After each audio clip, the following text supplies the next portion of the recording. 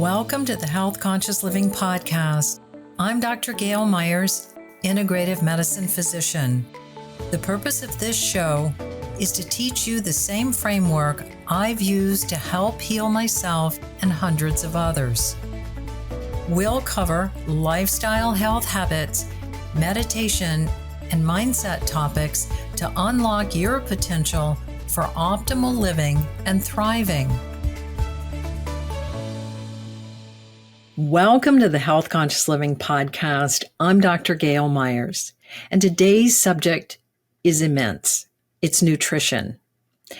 We're going to simplify it quite a bit and just touch upon it. In the last episode, I spoke with Nicole Lanni, holistic nutritionist and functional cell specialist, about her new cooking show, Good Vibes in the Kitchen. My husband and I recently watched the Twin Project documentary on Netflix, You Are What You Eat. They took identical twins, comparing the vegan diet with an omnivore diet, where they ate meat, and lifestyle and how it affects weight, cardiovascular health, basal metabolic index, BMI, fat versus lean body or muscle mass. Fascinating. It will also educate you about the food industry in the United States and how the high demand for beef worldwide is causing more greenhouse emissions affecting climate change than all the transport emissions combined. It will make you stop and think about what you eat, how it affects your health, global warming, and our planet's health. These are all subjects that are dear to my heart. It makes you reconsider where your source of food is coming from and how it affects your long-term health and that of your families. Today, we're going to dive into this immense subject of nutrition, which I could dedicate an entire podcast, hashtag nutrition podcast, because there's so many components to nutrition, health, and disease. But today, I'm going to simplify it a lot. The body is designed to be in balance. It's designed to be healthy, and it's always rebalancing to restore and maintain health. These exquisite biochemical metabolic processes keep cells and organ systems and the interaction and interdependence of these systems in balance. And that's where food comes in. The body takes the fuel that you put into it to make energy, to repair. It supports growth. It helps fight disease, and it maintains your health, and it slows aging. Your body is like your car. It needs gasoline to run. And when you run out of gas, well, you know you're going to be walking to the gas station. So what kind of fuel are you putting in your body? Is it high test, regular, or are you trying to run a Maserati on diesel fuel? Here are 3 ways to improve your health and nutrition. First, notice how you feel after you eat. 2, are you a fast racehorse metabolizer or are you a slow turtle metabolizer? And what are some of the best foods to eat if you are a racehorse or a turtle metabolizer? Those are my terms. So let's start with number 1. Ask yourself, how do I feel when I eat this food? And notice how your body responds physiologically, because that's your clue if it's beneficial or not. Because food is fuel for the body. What you eat affects how you feel physically, mentally, emotionally, and your body's health. So when you ask yourself, how does this food make me feel? Does what you eat give you more energy or more fatigue, mental clarity or brain fog? Does it digest easily or make you feel bloated and logy? Do you feel more anxious and stressed or calm? I began this discovery in the 80s when I was a resident, and I had to work 36 and 56-hour shifts in the hospital. Fortunately, it's different now. We were eating food that had been overcooked. It had little nutrition value, and it wasn't sustaining energy, so I ran on caffeine, which just made my stress levels worse.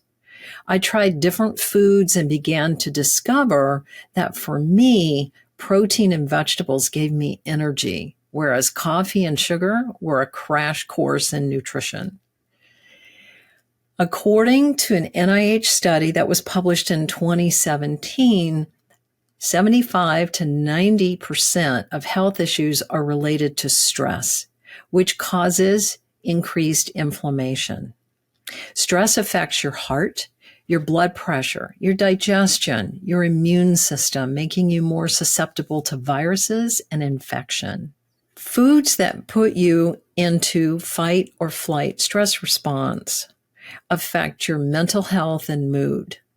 Watch your body's physiologic response when you eat sugar, drink coffee or alcohol, eat heavy carbs like pasta, bread, potatoes, eat fried, fatty foods. Does it make you feel more energized and calmer or more anxious and stressed? Those foods make your cortisol go up, and they are inflammatory foods which lower your immune response. Whereas low-sugared fruits like berries and apples and vegetables and high-quality protein are anti-inflammatory and lower the stress hormone cortisol. When I talk about high-quality protein, we'll get into that a little more in a moment. But if you're eating meat, if you can, make it organic, grass-fed, free-range. And when you watch the Netflix documentary, it'll give you some clues as to why. Like the trifecta of sleep, hydration, and movement, what you eat either strengthens your immune response or it lowers it. The goal here is to be healthy so you feel your best and flourish. I had bouts of symptomatic low blood sugar or hypoglycemia when I skipped a meal, ate sugary food, or waited too long to eat. And anyone close to me definitely noticed it. So once I started to notice it myself and how the foods made me feel physiologically, physically, mentally, and emotionally, it made all the difference. Download my Lifestyle Health Habits checklist in the show notes. And on that checklist, you'll see eat the colors of the rainbow as one of the lifestyle health habits because they're anti-inflammatory and help your immune system to be stronger. So 2, this is important that we don't normally think about very often. Are you a racehorse, fast metabolizer, or are you a turtle, slow metabolizer? You probably know someone who can eat anything and never gains weight. They are the racehorse metabolizers. Fast metabolizers are naturally leaner. They have difficulty gaining weight. They can eat more food and not gain weight, but they burn through food quickly, so they are hungrier all the time. Recently, I was at a big reunion with people that I hadn't seen since before the pandemic. And we were at dinner and everyone ordered. And our friend, a lovely man who's a professional, very active with his family and his life and his profession and traveling, he ordered 2 appetizers and a large sushi platter for himself. He did share a little, but once again, we were all amazed at how much food he could consume and stay so thin. Truly a fast metabolizer. Slow metabolizers gain weight easily and have a harder time losing it. I'm a slow metabolizer or a turtle. Although I exercise regularly, if I look at bread, pasta, and potatoes, I gain weight. I have to eat a lot of salads, vegetables, and lean protein and low-sugared fruits to maintain a healthy weight. The food we consume is turned into fuel for the body's metabolic or chemical processes or pathways. Our metabolism is the body's furnace. Food is the fuel for the body's furnace or metabolism that it then turns into energy. The thermic effect of food is the amount of energy that it takes to ingest or eat, digest, absorb, and transport the food that you eat, which will determine how much energy you have after eating these foods.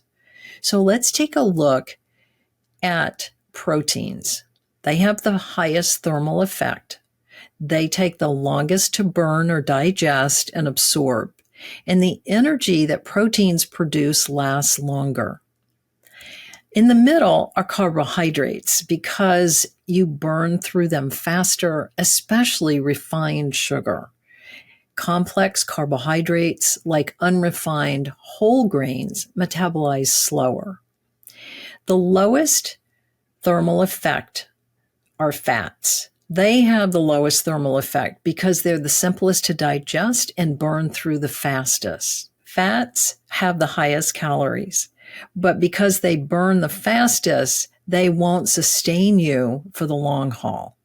That's why it's important, because racehorse fast metabolizers burn through food so much faster. Depending on the level of activity, they're going to need different foods to sustain their energy levels. Slower or turtle metabolizers need different foods and amounts depending on your level of activity. So if you're sitting in front of a screen for 7 hours a day and sitting on a train or driving to work, those hours of sitting aren't burning too many calories, so it's easier to gain and harder to lose weight. If you're walking to work, taking the stairs, or you work from home and you take breaks frequently, and you exercise for 30 to 45 minutes in intervals throughout the day, and weight train 2 to 3 times a week, your caloric burn is going to be much more efficient depending on what and how much you're eating. So be sure that if you're sitting in front of a computer, you need to get up and move, take the stairs, do some form of exercise for 10 minutes, break it up throughout your day, and you'll start to burn through your food faster. What are some of the best foods to eat if you're a racehorse or a turtle metabolizer? That will also depend on how much movement you do. That's called the thermic effect of physical activity. So that's the amount of energy burned during physical activity. So it's the amount and intensity. So anything from fidgeting. I was on a plane sitting next to a man who was completely fidgeting the whole time. And I'm thinking, well, okay, he's burning calories. So anything from fidgeting, any movement, sitting or standing, walking, hiking, working out in the gym, those are all different kinds of movement. High intensity activity is anything that gets your heart rate up, where you develop a sweat and you can't say more than a few words without taking a breath. If you're running, doing high intensity interval training, tennis, hiking, jump roping, speed walking, vigorous swimming, you would want to eat more high quality protein like wild caught salmon, lean meat, eggs, and dairy, for example, skyr. Complex carbohydrates are unprocessed whole grains like oats, quinoa, brown rice, vegetables, sweet potatoes, carrots, broccoli, fruits like apples and berries.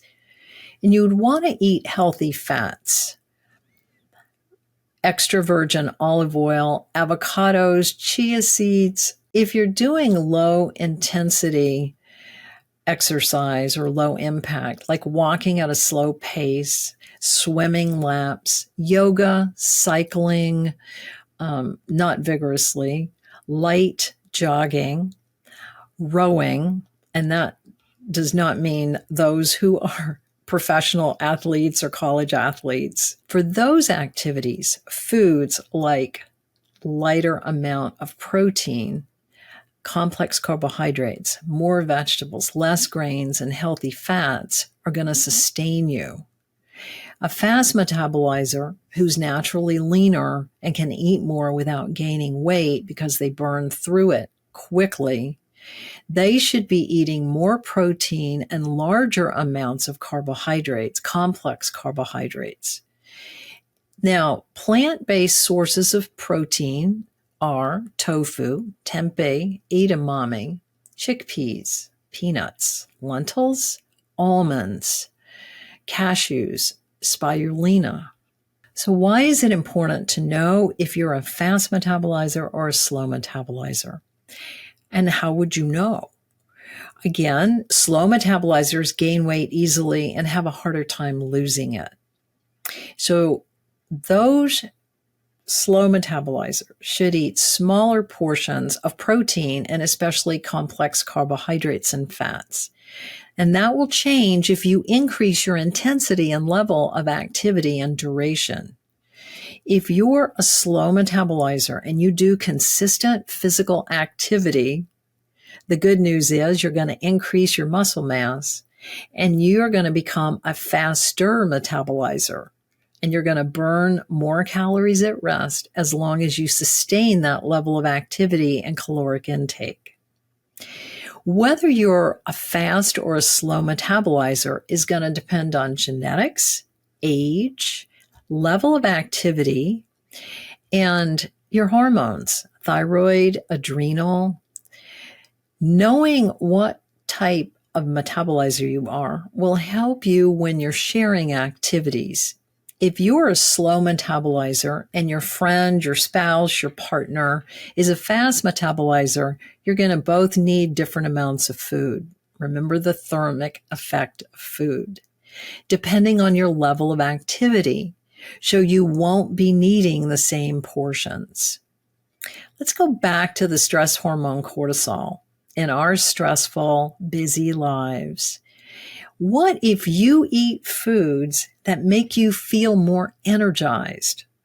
I'm not talking here about large amounts of caffeine and sugar.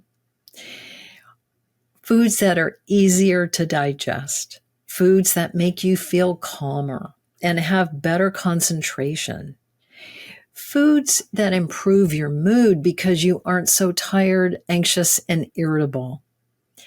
Foods that sustain you while you exercise and help you sleep better, support your immune system so you're more resilient and you have better overall health.